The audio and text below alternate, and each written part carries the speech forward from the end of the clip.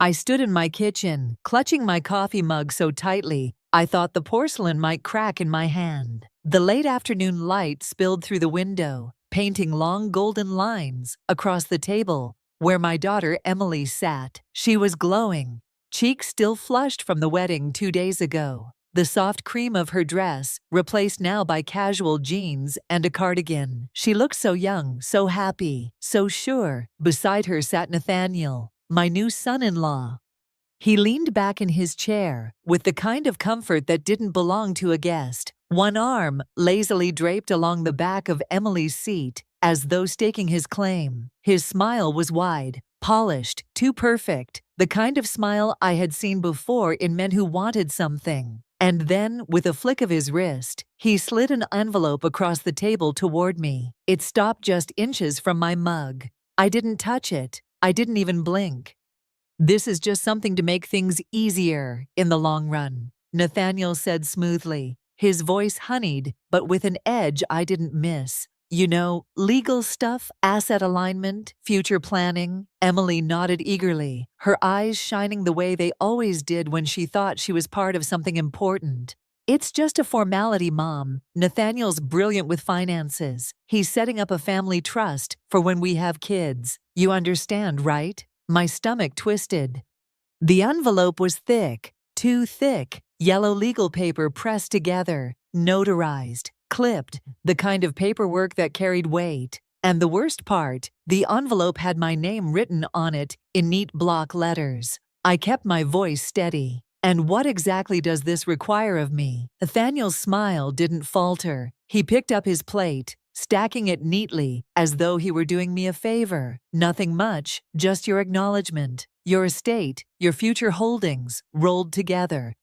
It will save us all time later. Just take a look when you can." He spoke like this was routine, like it wasn't strange at all. To hand your wife's mother a legal document days after saying vows. Emily's face glowed with pride as she looked at him, unaware of the storm forming behind my eyes. They stood together, Nathaniel brushing crumbs from the table with his hand, moving through my kitchen like it was already his home. "We're off on the honeymoon tomorrow," he added casually. "But this will keep things clean for when we get back." I didn't answer. I didn't even nod. I just watched them leave, my chest tight with a silence I knew was dangerous. When the front door clicked shut, I reached for the envelope with trembling hands. I tore it open, and the words blurred as I read. A financial agreement, drafted as if I had already agreed to place part of my assets into a new family trust, conveniently managed, of course, by Nathaniel. He had no idea what he was reaching for. No one did. Not even Emily knew. After my husband died, I had inherited $7 million, and thank God I had told no one. The next morning the knock came early, 9 a.m., sharp enough to rattle me. I had barely finished my first sip of coffee when I opened the door. It wasn't Emily. It wasn't Nathaniel. A man stood there in a charcoal gray suit, too crisp for his age, which I guessed was late 20s. He carried a black leather briefcase, his hair slicked back with precision, his smile polite but empty. "Mrs. Collins?" he asked, extending his hand like this was a friendly visit. I nodded but didn't take it. Something in my chest warned me to stay still. "My name is Carter Doyle. I'm representing Nathaniel and Emily Hastings regarding an urgent financial arrangement." The sound of my daughter's name with his last name attached hit me like a stone to the chest. Emily Hastings. She hadn't told me she had legally changed her name already. Or maybe Nathaniel had decided for her. Either way, the casual confidence with which he said it made me tighten my grip on the doorframe. "My daughter's name is Emily Collins," I said flatly. "She didn't change it." For a split second, his expression faltered, but then the smile snapped back into place. "Of course, my mistake. May I come in?"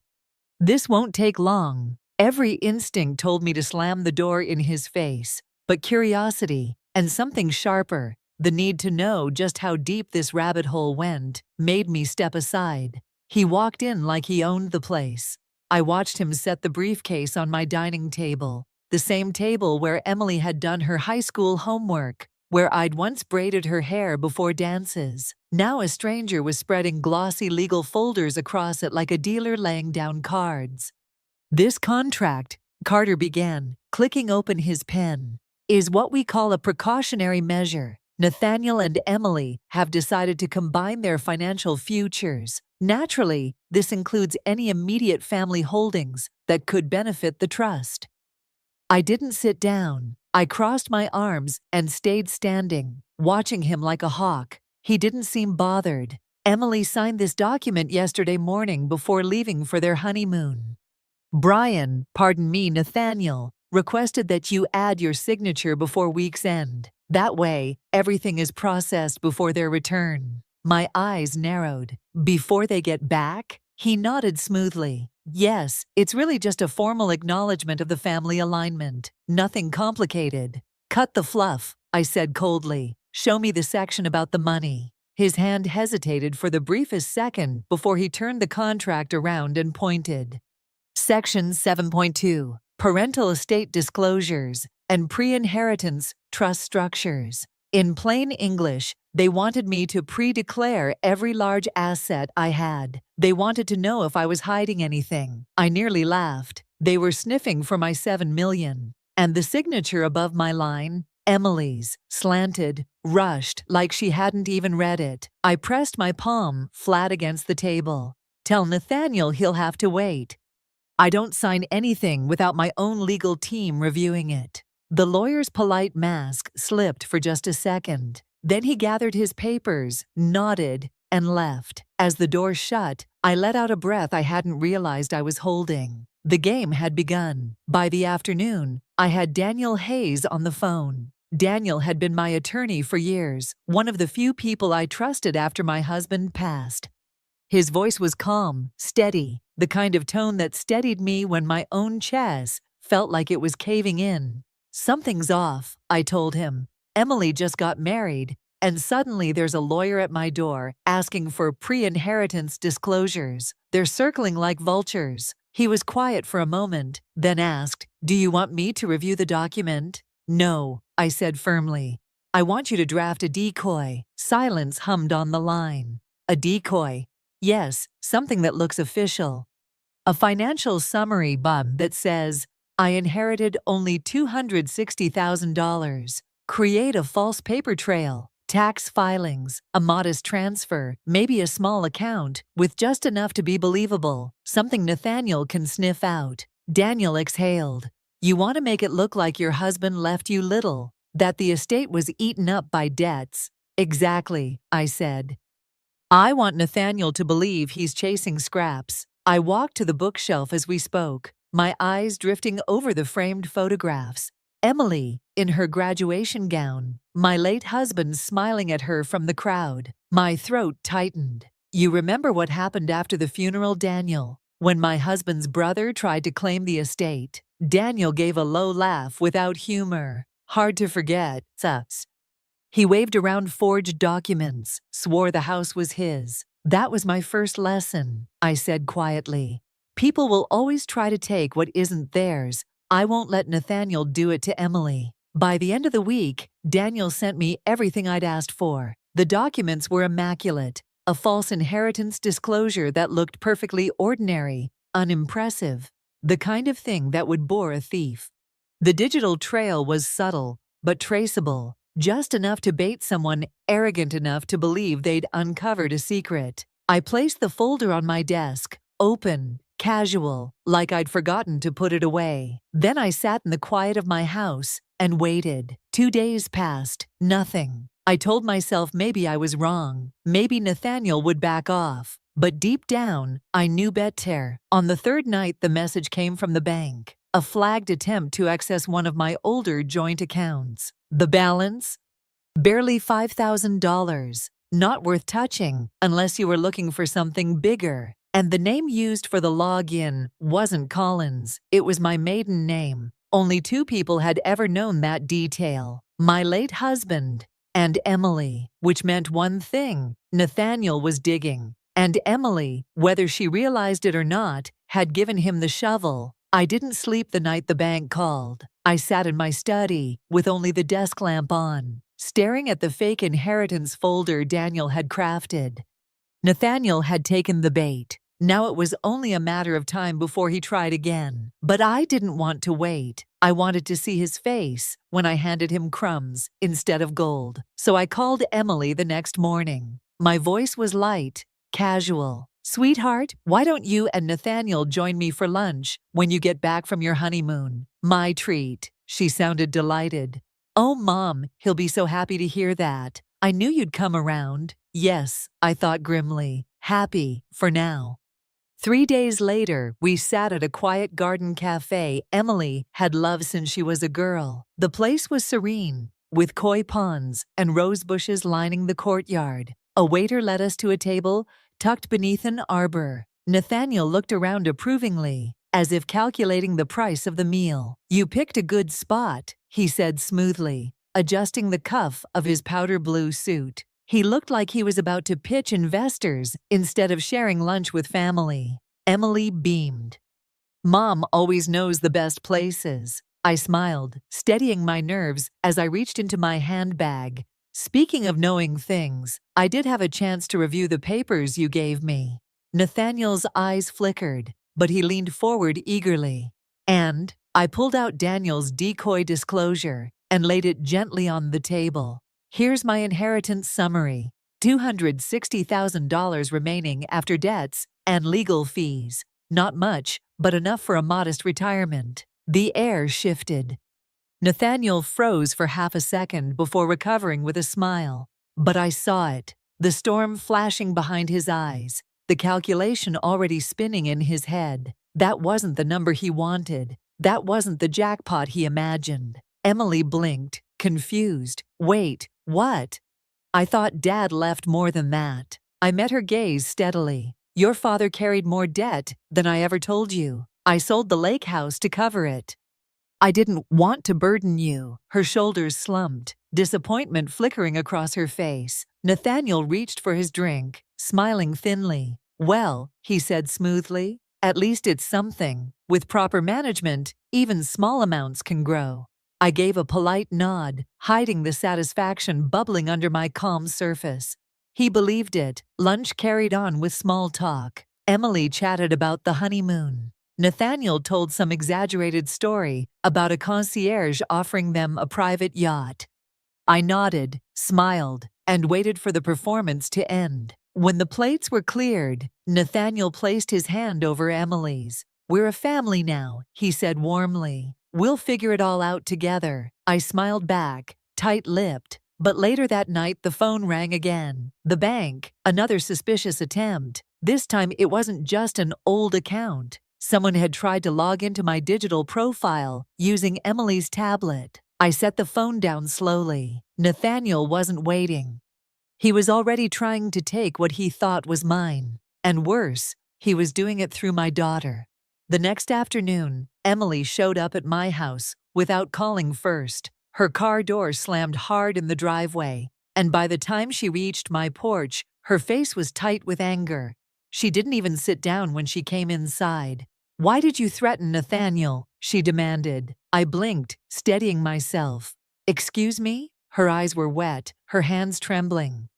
"He told me you cornered him, that you accused him of trying to steal from you. He said you called him a liar." My chest ached. Nathaniel was quicker than I'd expected. He hadn't just gone after my accounts, he'd gone after my credibility. "Emily," I said carefully, "I never threatened him. I told him I wouldn't sign anything without legal review. That's all." She shook her head, her voice rising. "You're spying on us. You're treating him like a criminal. Why can't you just be happy for me?" The words cut deeper than I wanted to admit. I forced myself to stay calm, because I've seen men like him before. They charm, they flatter, and then they take everything. I'm not going to stand by while that happens to you." Emily's face crumpled with frustration. "You don't know him like I do. He loves me. He's planning a future with me. He wants us to be a family. Then why is he trying to access my accounts?" I snapped before I could stop myself. "Why is he using your tablet to do it?" She froze, her lips parting. "What?" The silence between us was heavy. I had said too much. I took a step closer, softening my tone. I didn't want to believe it either, sweetheart. That's why I left a document where he could find it. A fake one. To see what he would do. Her eyes widened with shock. You set him up? I protected you, I said firmly. I needed to know who he really was before he hurt you. But Emily shook her head violently, tears spilling now. This is insane. You're manipulating me, spying on my marriage, turning me against him. I reached for her hand, but she pulled back. Emily, please, I'm trying to save you. Her voice broke. No, Mom, you're trying to control me. She grabbed her purse and bolted for the door. Within seconds, her car was gone, dust rising from the gravel drive. I stood in the silence she left behind, my chest heavy, my eyes burning. For years I had feared losing her to grief, to loneliness, to the wrong people. Now I realized I might lose her to Nathaniel, and to his lies. That night I couldn't bring myself to turn on the lights. I sat in the living room, the glow from the street lamp outside the only illumination as I replayed Emily's words in my head. You're trying to control me. Maybe Nathaniel thought he'd won. Maybe Emily believed him for now. But I still had one card left to play. Daniel called me the next morning. His tone was sharper than usual. I pulled some digital traces from the bank alert. It was Nathaniel. Device ID, IP address, the works. He used Emily's tablet at the hotel. I let out a bitter laugh. So he thinks he's clever. He's not careful enough, Daniel said. If this ever went to court, we'd bury him. I rubbed my forehead. Court won't matter if Emily still believes him. There was silence on the line. Then Daniel asked, do you still have the wedding footage? The reception? The speeches? Yes. Why? Because arrogant men like Nathaniel always slip. He's the type who brags. Let me review it. Maybe he said something careless. After we hung up, I spent the afternoon combing through videos, professional footage, shaky iPhone clips, even short Instagram reels guests had posted. My eyes burned from the screen, but I didn't stop. I couldn't, and then I found it. A video from one of Nathaniel's friends, shot during the reception. The camera was angled badly, but the audio was sharp enough. Nathaniel stood with a drink in his hand, his tie loosened, laughter spilling from his mouth. One of his friends teased him. So what's next, man? Married rich? Nathaniel smirked and raised his glass. Not yet. Give me a month. You'll see. The group erupted in laughter. Nathaniel grinned wider, like a man who thought he'd already won. I froze the frame. My heart pounded in my chest. There it was, the smoking gun. I sent the clip to Daniel immediately. He called me back within minutes. This is gold, between the bank logs and this video, we've got him pinned. But I didn't feel relief. Not yet. Emily was still blind to who he really was. If I confronted Nathaniel now, he'd twist it again. Paint me as bitter and paranoid. No. This time Emily had to see the truth with her own eyes. So I copied the video to a USB drive, tucked it into an envelope, and drove across town. At the sleek condo where Emily and Nathaniel lived, I slipped the envelope into their mailbox. Let him try to explain that. 2 days passed before I heard anything. I was standing at the kitchen sink, rinsing a plate, when gravel crunched in the driveway. Emily's car. She stepped out slowly, her face pale, eyes swollen from crying. She didn't knock. She just walked in, clutching her phone like it was a lifeline. She sat at the kitchen table without looking at me. I watched it, she whispered. I sat across from her. The video? She nodded. He laughed, Mom. He bragged. I asked him, and he said it was just a stupid joke. But I checked his browser history. He's been searching how to bypass account authentication, how to access trusts, how to drain annuities. Tears spilled down her cheeks.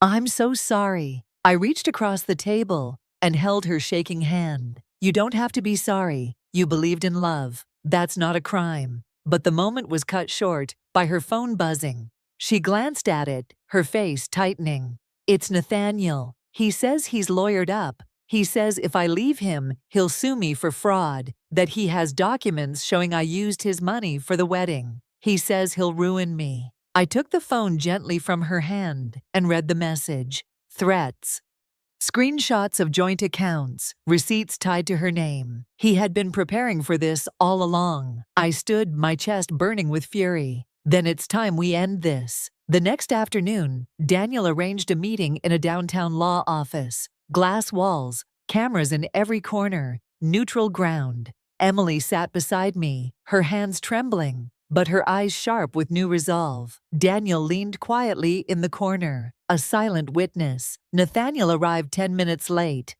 Black turtleneck, sunglasses, arrogance dripping from every step. He smirked when he saw us. "Claire," he said smoothly. "Emily, I hear there's some confusion. I'm glad you're willing to talk it out." Daniel slid a thick folder across the table. "Consider this a courtesy copy." Nathaniel opened it, casually at first, but as he flipped through the pages, digital forensics, IP logs, timestamps, screenshots of his login attempts, the smirk wavered, his posture stiffened. "There's no crime here," he said quickly, his voice sharper now. "You can't prove anything." "You're right," Daniel replied calmly. "Not yet. But this is enough to trigger multiple investigations: identity misuse, contract coercion, financial manipulation. And then, of course, there's this." He tapped a USB drive on the table. Nathaniel frowned. "What's that?" I leaned forward. "Your voice, at the wedding, telling your friends, 'Give me a month.' You'll see." For the first time, his face drained of color. He turned to Emily, but she didn't flinch. She slid a pen across the table. "You're going to sign an annulment," I said evenly. "You're going to release Emily from every account, every property, every claim, quietly, today." He laughed bitterly. "Or what?" Daniel placed another folder beside the first. "Or this goes public. The bank logs, the video, the story of a man who married for money. Reporters are already waiting." Nathaniel stared at us, jaw tight, calculating. But he wasn't in control anymore. Finally, he snatched the pen, scrawled his signature on every page, and shoved the folder back. Then he stood, shoved his sunglasses on, and walked out without another word. The door clicked shut. Silence filled the room. Emily broke down, sobbing into her hands. I wrapped my arms around her, holding her like I did when she was little. "It's over," I whispered. "You're safe now." That night after the meeting, Emily came home with me. We didn't speak much on the drive. The city lights flickered past, but her silence said more than words. She had just watched her marriage collapse, her dreams crack apart in front of her eyes. When we stepped inside the house, she dropped her purse on the floor and sat heavily at the kitchen table. I brewed tea the way I always had when she was little, chamomile with honey, and placed the mug in front of her. She stared at it for a long time before finally whispering, "Mom, I don't know who I am anymore. I don't know how I didn't see it." I sat across from her. "Because you loved him, because you trusted. That doesn't make you blind, Emily. That makes you human, Ben." Tears brimmed in her eyes. She reached across the table and gripped my hand. "I should have believed you. I doubted you when you were the only one fighting for me." I squeezed back, gently. "No more apologies. We move forward now." For a moment, the quiet wrapped around us. Then she lifted her gaze, her voice small but steady. "Is it true, Mom, about the money?" I hesitated, then nodded. "Yes, your father left me $7 million. I didn't tell anyone because I knew how dangerous greed could be. I didn't want that shadow touching you." Her mouth fell open slightly. "$7 million?" I smiled softly. "Money can still build, but it can also destroy.